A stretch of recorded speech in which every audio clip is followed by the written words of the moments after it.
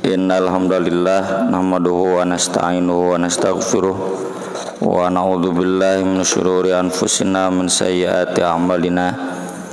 Asyhadu an la ilaha illallah wahdahu la syarikalah wa asyhadu anna Muhammadan abduhu wa rasuluhu alladzi la nabiyya wa la rasula ba'dah.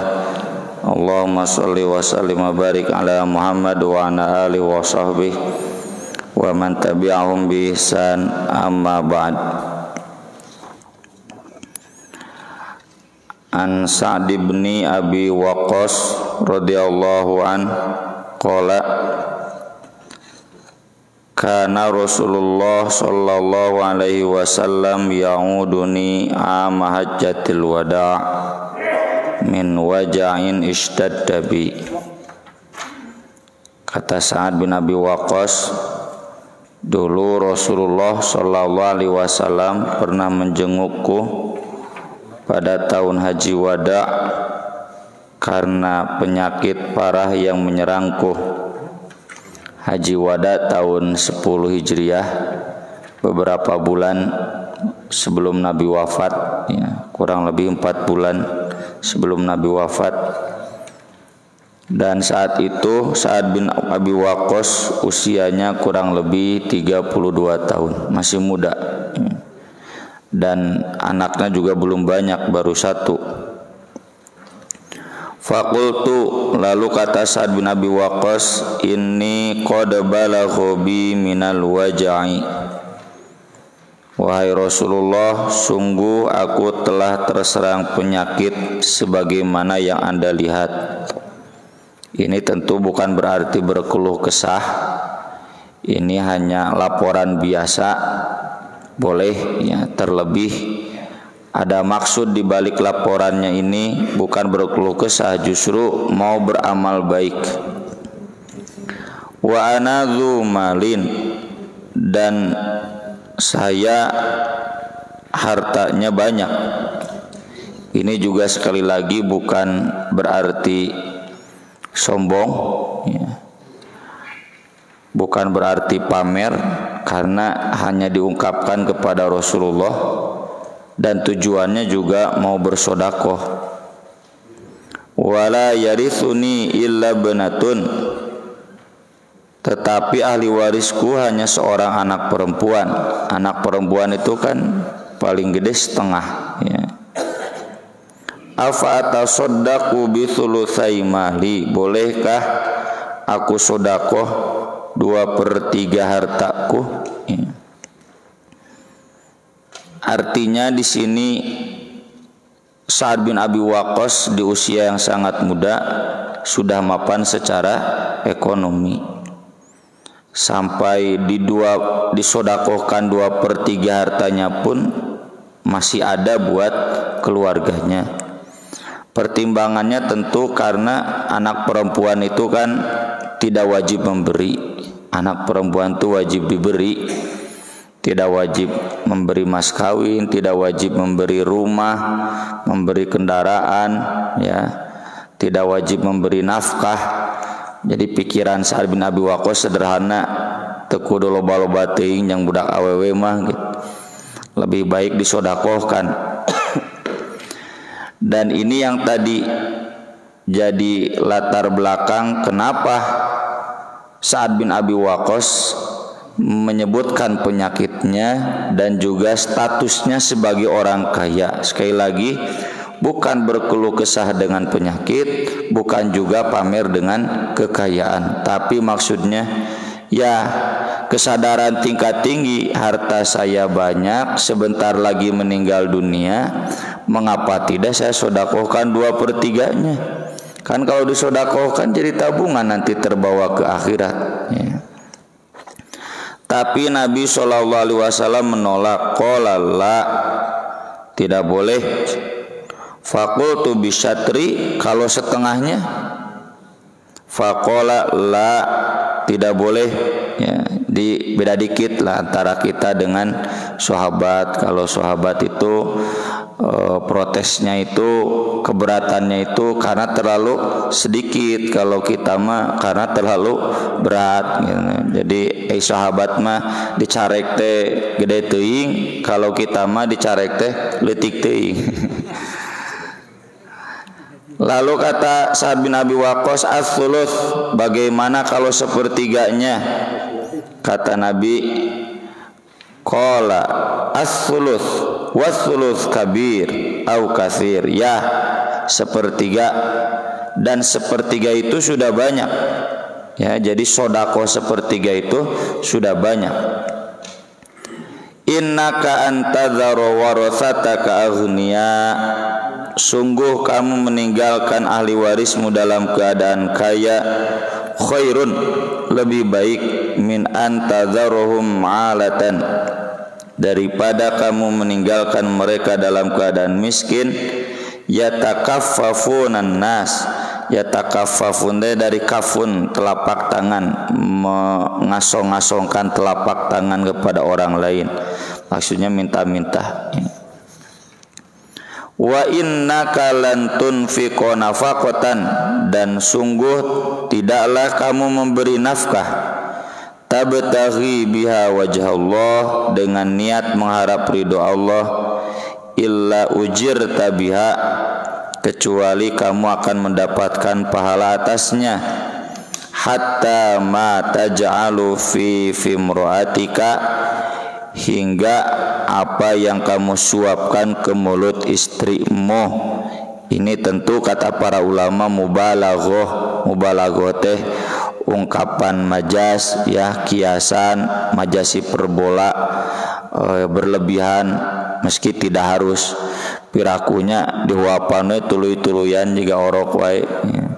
Seandainya harus disuapi, tidak bisa makan istri kita lalu disuapi oleh kita, itu pun satu suapnya dihitung jadi pahala.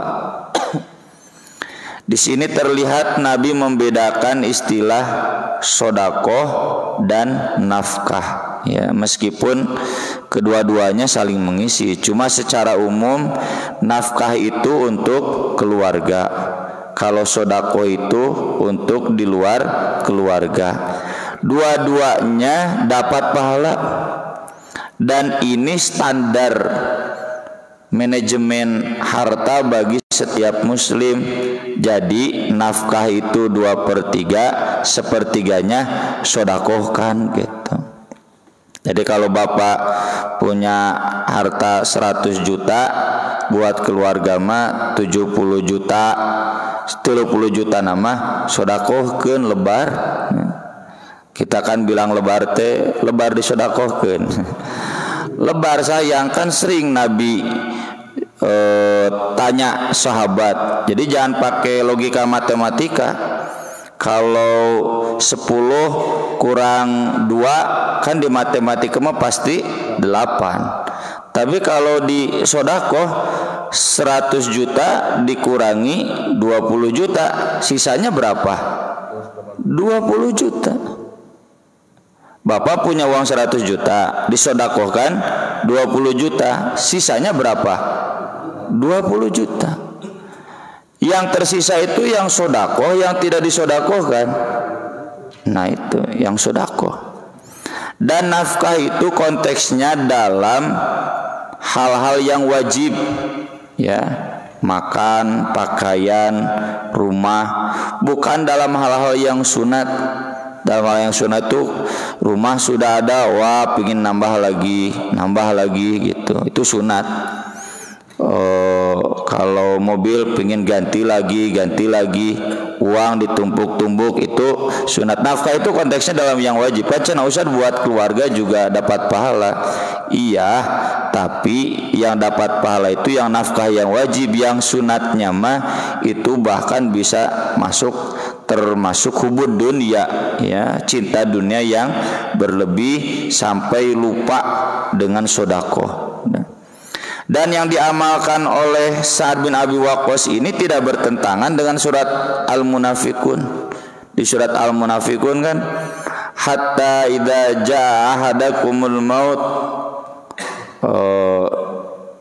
ngadadak poho deui nya fa asaddaqa wa akum minas sholihin wala yuakhirullahu nafsan idza jaa ajaluha. Jadi jangan sampai seperti orang munafik udah menjelang mati baru ngomong saya mau sodako, saya mau jadi orang solih. Ya nggak bisa diundur ajal, dan sodako pada saat itu tidak akan bermanfaat karena ajal sudah dekat. Ini mah masih jauh, dan buktinya Sa'ad bin Abi Waqqas tidak jadi meninggalnya, ya, tidak jadi pesaji wada. Sa'ad bin Abi Waqqas nanti zaman Umar jadi komandan panglima perang ke Irak, kemudian jadi gubernur di Irak, dan nanti kemudian di zaman Utsman wafat.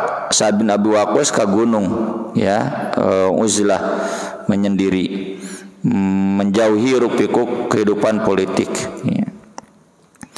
Dan hadis ini juga mengajarkan kepada kita bapak-bapak sekalian, ibu-ibu, bahwa yang disebut wasiat itu sodakoh untuk di luar keluarga. Wasiat itu yang akan diberikan ketika kita meninggal. Kalau yang diberikan ke keluarga mah ketika meninggal bukan wasiat, cuma waris.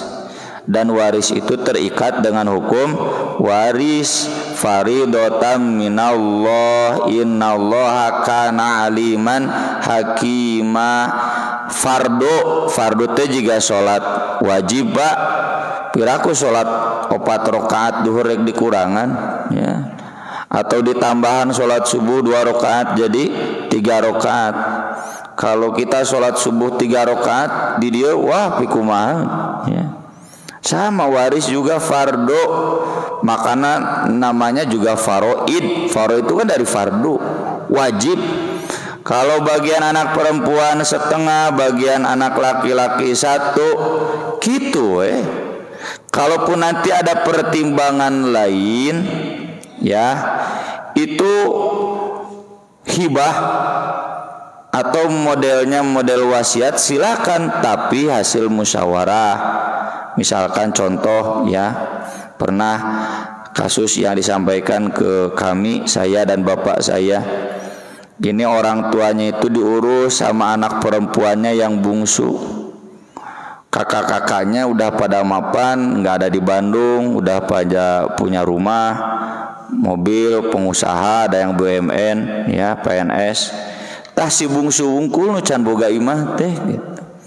Lalu kemudian kata bapaknya, rumah ini mah buat si Neng anu ngurus, sisanya sok dibagikan waris. Boleh tidak cenah usah wasiat kepada Allah? Boleh kalau memang tidak ada janafan. Kan yang terlarang itu isman janafan. Faman khafa mim musing janafan au ithman fa aslaha bainahum. Ada di surat Al-Baqarah ayat sebelum ayat saum. Ayat 183, ini ayat 182. Kalau wasiat itu berat sebelah dosa, itu harus diislahkan, diubah, silakan. Tapi da ieu mah tidak berat sebelah, memang kaharti nu ngurus bapana jeung ibuna eta budak nu eta nu can boga imah. Pantas kan kalau kemudian diberikan khusus di luar waris, ya. Nah, sedangkan kakak-kakaknya yang dan itu tidak menghabiskan harta waris, karena berdasarkan hadis ini kita boleh wasiat seukuran 1/3 harta. Ya, kadang terjadi di kita wasiat ini buat ini buat ini, beak we harta waris teh jadi nggak ada warisnya, diganti dengan wasiat yang salah kaprah, ya. Padahal seharusnya mohon maaf sebelum meninggal itu lebih takut kepada Allah, lebih dekat kepada Allah, bukan malah nangtang ka Gusti Allah. Jadi aturan hukum waris dan wasiat ini udah dibedakan jelas. Wasiat itu sodakoh, jumlahnya tidak lebih dari 1/3. Yang tadi kasus saya kemukakan memang tidak lebih dari 1/3. Ini rumah ini buat si Neng yang bungsu, sisanya silakan bagikan waris. Itu memang tidak lebih dari 1/3-nya. Boleh kalau memang faktanya demikian. Buktina lancek-lancek oge teu daek ngarurus ya. Yang ngurus anaknya yang perempuan yang bungsu.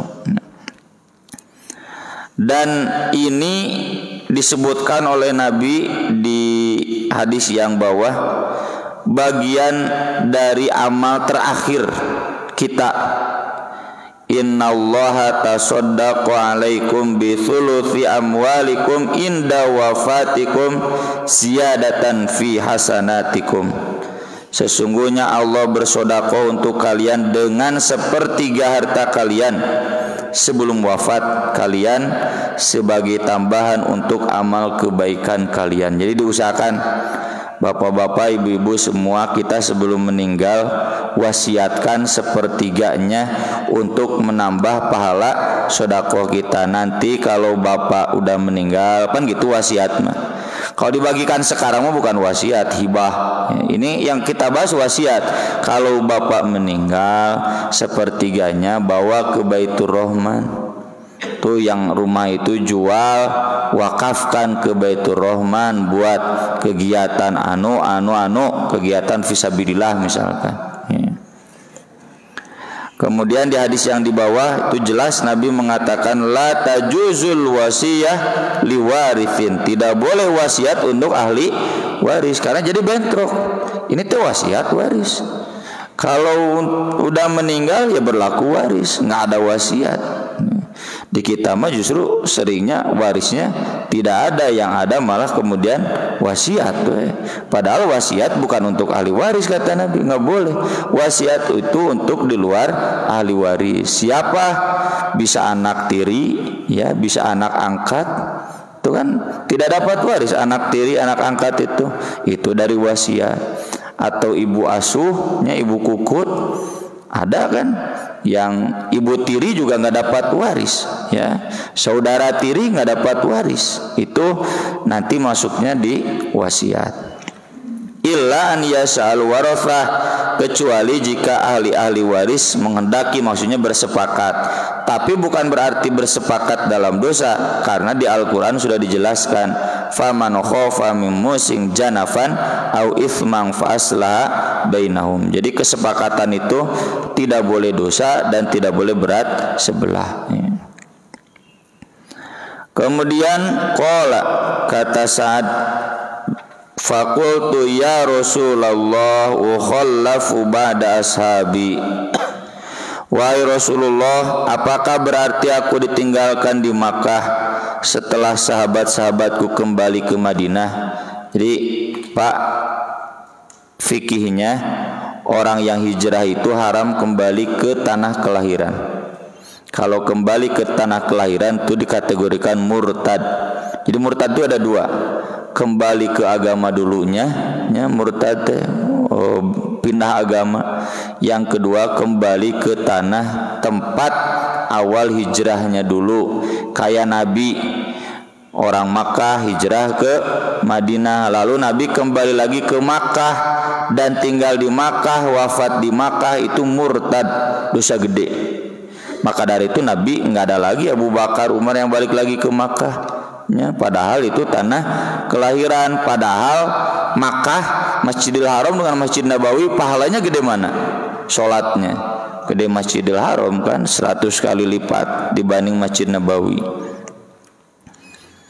Apakah berarti cenah saya batal jadi sahabatnya karena murtad meninggal di sini? Qala, kata Nabi, innaka lan tukhallafa, kamu tidak ditinggalkan, fata'amala amalan, lalu kamu mengamalkan amal soleh, tabtaghi bihi wajah Allah, yang dengannya kamu berharap bertemu dengan Allah, illa zadatta bihi darajatan wa rif'ah, kecuali kamu akan bertambah tinggi derajat dan kehormatanmu. Wala'allaka an tukhallafa hatta yantafi'a bika aqwam wa yudarra bika akhurun, dan bisa jadi kamu ditinggalkan di Makkah menjadi manfaat bagi satu kaum dan madorot bagi kaum lainnya. Ini menunjukkan kalau kita terjebak dalam satu perbuatan yang terlarang tapi bukan karena keinginan kita, itu tidak jadi dosa. Ya,